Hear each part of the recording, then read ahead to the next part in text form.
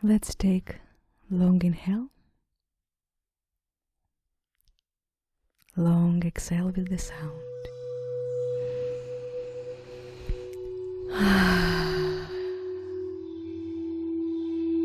And drop in. Completely relax into this place where you are right now, where I am.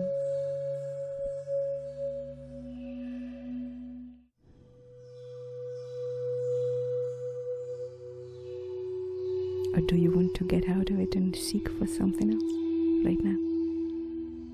Are you looking for another moment? Better moment? Better place? Better sequence of events? Better experience?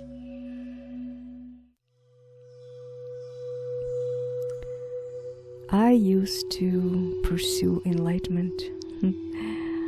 I used to seek it passionately. I used to want nothing more than that.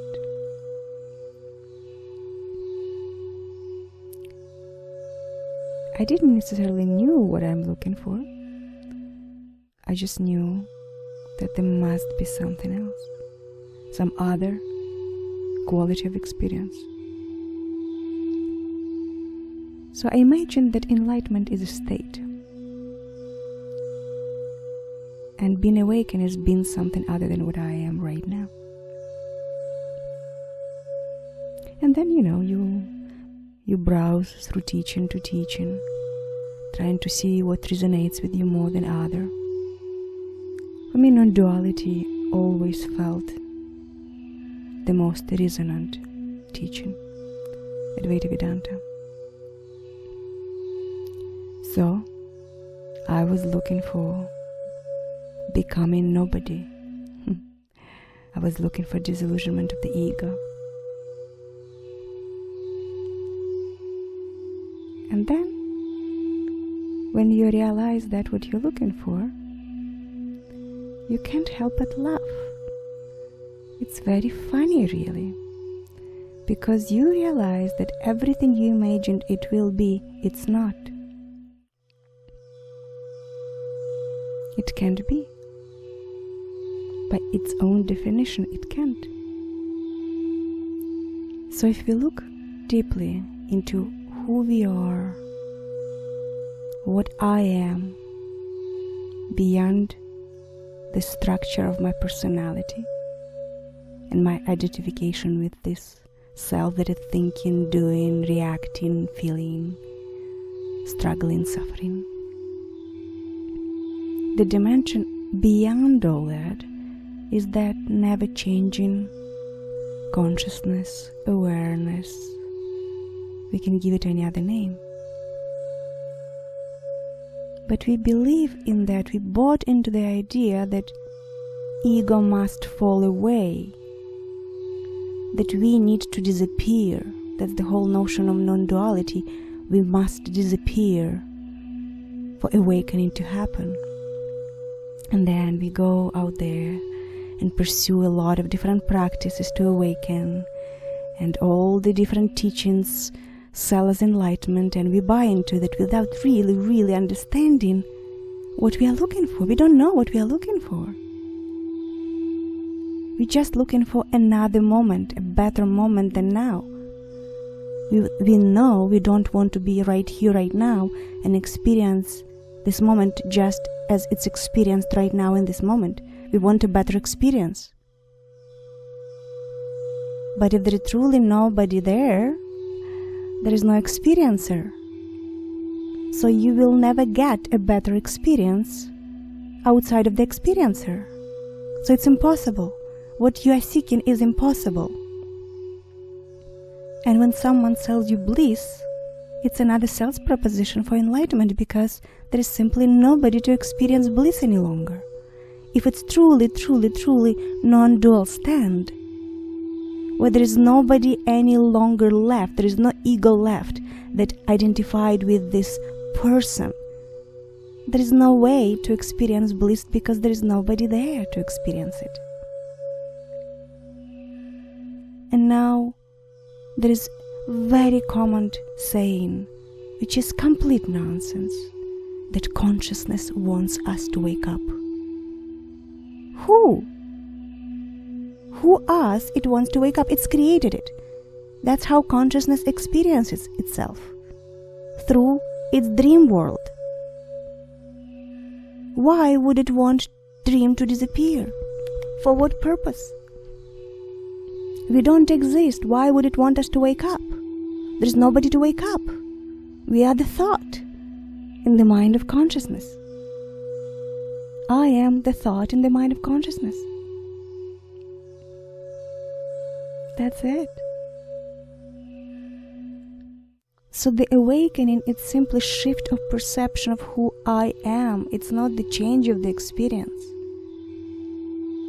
It's non-resistance of the experience. Therefore, suffering disappears. There is no suffering because there is no resistance. And again, you can hear so often, just allow this moment, just allow. Well, who is that to allow? Allowing is the activity as well. Allowing is the activity of a person, of a construct. If I am the consciousness, pure consciousness, I don't change. I always am that, and awakening is simply realization that I'm not a person, but I am that which is never changing. That dimension, that unchanging dimension. It's not changing of who I am, it's looking at what I am from different angle, different perspective. So the awakening is shift of center of perception towards not center, really. And there are degrees of it. It's not necessarily a permanent state, because otherwise it would be a state again. It's just realization, and coming back to this realization every time we forgot.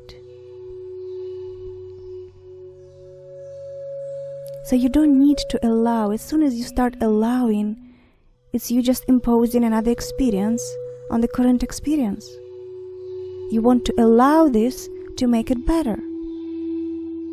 I want to allow it to improve the moment, which means for that I have to believe that I am the improver. I'm acting out of the reality of that person who has a willpower to improve onto experience. So in that case, it's not a question whether I have willpower or not, it's who is exercising it. With whom am I identified in the moment? Because for as long as you're allowing, you are not awake, you're asleep. Non-resistance is another matter. It's non-activity. It's absence of activity, of allowing or resisting. So then I experience my awakening as a big, deep drop in. It's the complete release of all efforts of changing the moment, and just being in it rather than allowing it, and not even watching it, because again, observer is creating subject-object reality, observer and the observed. So even watching, sometimes people practice meditation and they watch thoughts. Well, you take yourself away from meditation, from truly meditative state, by watching thoughts. You separate yourself from your thoughts. It's a contemplative practice. It's practice of observation of the thought and mindfulness practice, which is extremely useful, yet it's not true meditation. In true meditation, the only thing that so-called happening is beingness. Being. Nothing else. No assessment, no observation, no noticing. Noticing is happening. It will be happening, but there will be no goal of noticing, no process of noticing.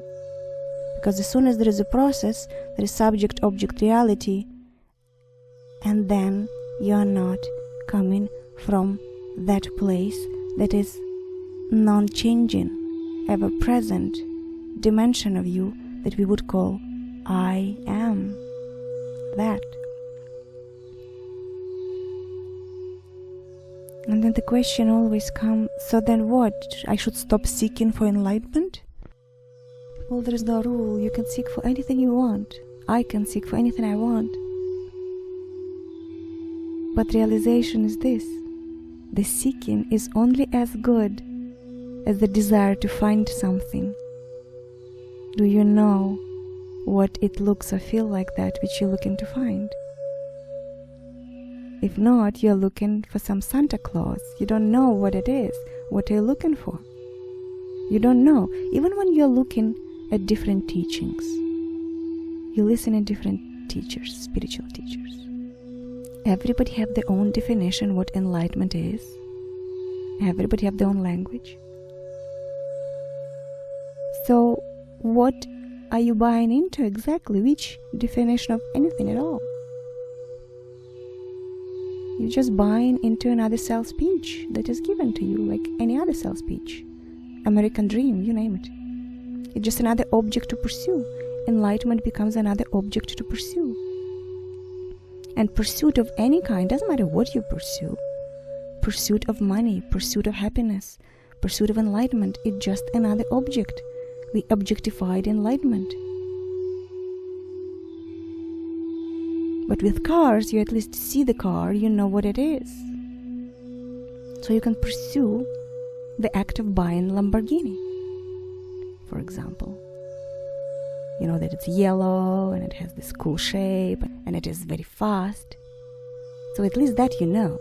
You can even take a test drive, so you really know it. But when you're looking for enlightenment, what are you looking for exactly? And why you're looking for it? Unless it's to avoid suffering. But to avoid suffering, the only act that's needed is not to find anything, it's not resist anything internally. And I don't mean don't take action in the world, but internally. And the discernment still will remain. You will still make choices and decisions, seemingly, towards that which makes sense.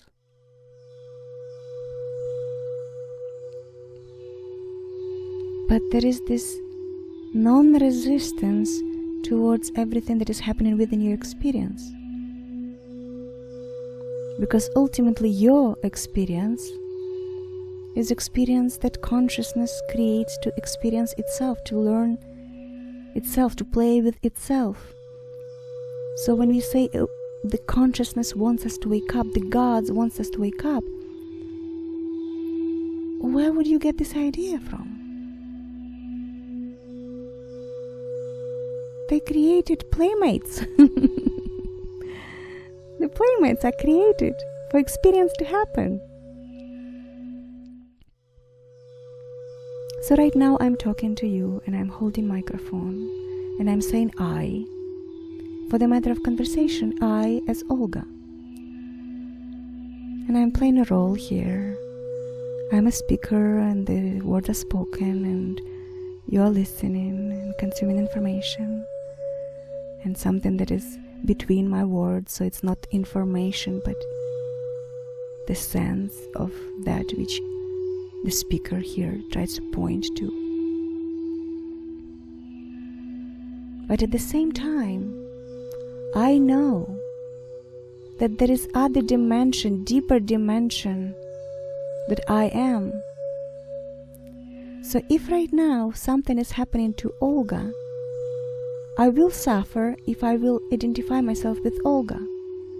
And I won't suffer if I know that Olga is just experience in the consciousness. That it's created for its own, let's say it's entertainment.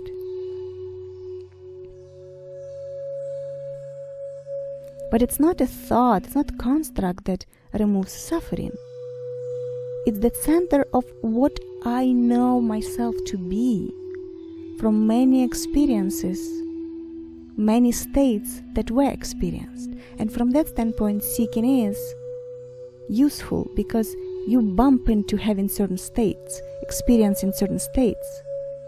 But they're only good for one thing. They are not ultimate awakening. No state is enlightenment. Enlightenment is not a state, as it seems from over here right now.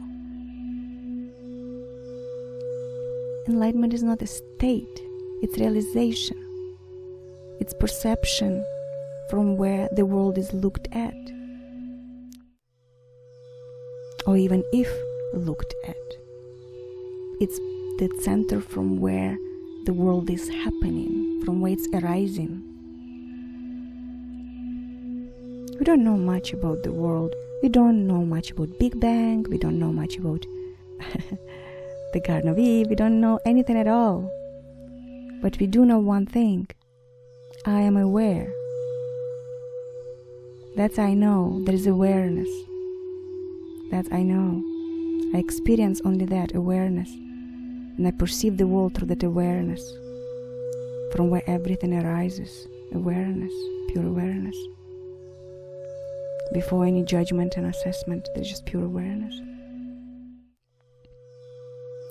So what the search is good for, an experience of Olga, and that's why Olga is sharing, because she went through a lot of different experiences, a lot of different states, a lot of different realizations, and from that standpoint she shares.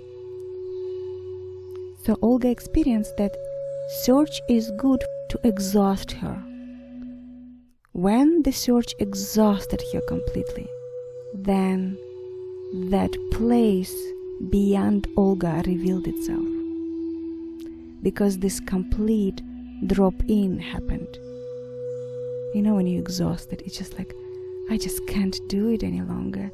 I'm just giving up. I'm done. And you just fall on the floor or bed and become complete non-action.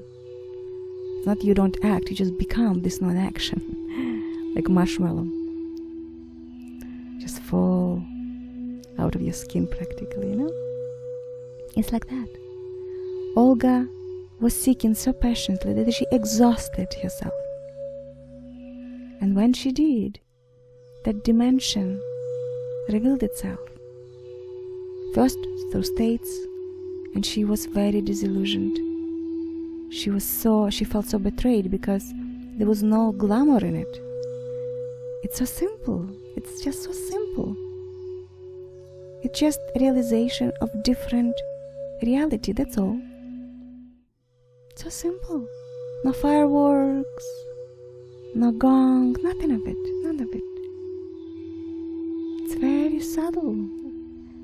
I mean, maybe not so subtle, really. It's a dramatic shift, but it's not this amazing experience. It's only amazing once because it's very new for Olga, because it's her experience, it's new experience. New is always exciting. You know? It's like a new lover. It's exciting until it's not. At some point, new lovers are not exciting anymore because more is not a new experience any longer. Then you want to drop in. You know, and if it's with a partner, then maybe it's with one partner. If you're monogamous, that's how Olga sees that. Like you just settle, you just set in, and it becomes very different quality of experience. So at first it's exciting because it's new, but then it becomes just another state of being. It just, you never any longer associate yourself fully and completely being a person. You act as a person, you speak as a person, but you exist in two dimensions simultaneously always. Well, sometimes you actually forget. I don't know, maybe some people realized that level of awareness where it never goes away. In Olga's experience, it still falls away sometimes. She forgets. It's waves, it's waves. She knows who she is, and then she forgets for a moment, and then she can experience pain and get indulged in little life's events with much less drama and much less identification. So therefore, there is no suffering. She allows, but it's Olga that allows. It's not what she is allows. It's Olga that allows. It's Olga that accepts. Because what she is needs no acceptance. It needs nothing from Olga. Olga is just another experience. It needs nothing from it. Olga is just a thought. It's construct of thoughts. Compilation. Olga is compilation. And she's ever-changing compilation. She was young. She had one identity, then every new experience altered the identity. She experienced various altered states of consciousness, but they're just states. It's just experiences. All these experiences experienced by Olga. And pure consciousness has nothing to do with altering Olga's experience. It has no investment in it. It doesn't need Olga to wake up. It doesn't need Olga to fall asleep. It just, Olga is happening. Olga's life is happening. And so, multitude of other life forms, human, non-human, all forms arise in the mind of consciousness, awareness. So it's not a question, well then, what, should I stop seeking? Well, if you want to seek and seek. If you give you joy, seek. I mean, entertain yourself, why not? It's just another form of entertainment, why not? You want to go practice, I don't know, go play tennis, play tennis. Go play golf, go make love, and go seek enlightenment. It's just another pursuit of pleasure, of that which promises pleasure. That's it. That's it. You want bliss, you think enlightenment will give it to you. But it doesn't have to be tomorrow when you find it. Just drop in now. That's kind of all there is within the realization. As deeper as you go in the moment of now, in this very present moment, more realized you are in this very particular moment. Not as identity realized. It's not like, oh, I became self-realized. No, it's just right now, the moment is realized. In its full glory, it's realized. It needs no realization because it's realized. It needs no pursuit. It needs no improvement. It's realized as it is in its fullness, in its gorgeousness, beautiful form that existence takes, that this moment takes. It can look like anything. It can be felt like anything. And it's just glorious experience. We are blessed with this body-mind, so it's a vehicle for experience. How beautiful. And then we can experience everything we choose to experience. We experience adventures and we experience nightmares, the romance, the horror. We experience it all. We are creating the world we live in. We experience it through our reactions, making it objective through our reactions to it, because we take stand then towards what we observe, but basically what we create. So there is no God that wants you to wake up. There is no high consciousness that wants you to wake up. You're already, in that sense, awakened, unless you identify yourself with a person. But other than that, it's all happening in the mind of ever-awakened consciousness. Does God know my existence? If consciousness awareness is that, it doesn't observe me, it experiences me. It's me and multitude of other forms. There is no subject-object reality. It doesn't know me. So if I'm relying on God to know me, I am asleep because I don't know who I am. If I'm relying on God to save me, to know me, to care about me, to love me, God loving me is me loving me. And me loving me means me knowing who I am. That's how me loving me looks like. It's knowing who the me is and what the love is. And then we come to the point when we say love is all there is, and basically we are saying love is consciousness with the characteristic of this all-pervasive well-being. And when we are not identified with the center of perception, when we look at the world from the broader view, very, very big eagle view. So the center of perception, the ego, dissolves in the moment. It's like everything becomes blurry and beautiful. I don't know if you have this experience, but when Olga has this experience, she loves it because there is a feeling of this great expansion and everything feels so intensely beautiful, no matter what it is. Even children swimming in sewage in Nepal during her trip, she was overjoyed just watching that strangest phenomena arising, and they joy without any label of their experience. And she just was overwhelmed with tears of this joy that just fell onto her. Just realization of perfection, the beauty of every moment. And when she has these experiences, she just washes herself in tears. But if Olga would not exist, I would never had those experiences. As pure consciousness, I can't experience it unless Olga exists. So why would I want Olga to wake up completely?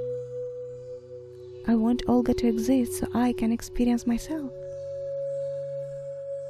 But Olga doesn't have to choose suffering as part of her experience when awakening is happening, when realization of the moment is happening. The suffering is resistance to what is. And in non-resistance, every moment feels beautiful. Even when there is pain, even when there is physical pain, Olga feels the beauty of the moment, unless she starts resisting this physical pain or emotional pain. Well, emotional pain doesn't happen that much with her any longer because there is much less rigid stance that she takes against the world as she did before when she was young.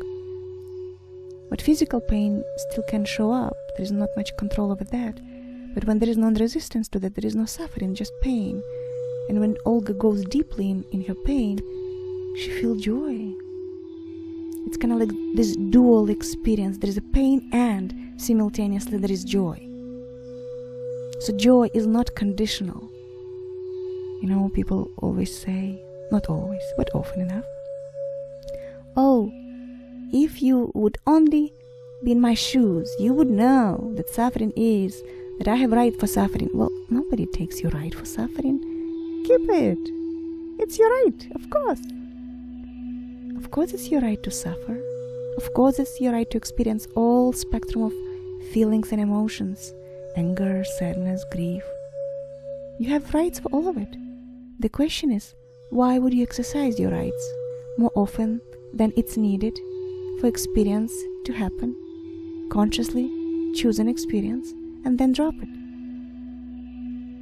I'm not suggesting never experience anger or never experience sadness. They are beautiful. In the old way, they are beautiful. But they stop being beautiful when it's all there is, because there is no diversity. If all you know is anger and resentment, what is the beauty in it? In the permanency of it. Unless it's consciously chosen as one of the experiences, there is no problem. Of course you have right for that. But there is also equal right to exercise other choice and choose joy and love more than anger and resentment. But again, yes, indeed, it's your choice. You can experience everything you want. But then we make other people responsible for it. Okay, my beloveds, I have to leave you for now. My alarm clock suggests me that I have to attend to a client in a few minutes. So much love to you. Olga is going to go and proceed with her day. And may you have an enlightened moment right now, and every moment from now, for as long as you choose to live deeply in the present moment in which all beautiful experiences folded into. Much love to you. Thank you for spending this time with me. Till next time.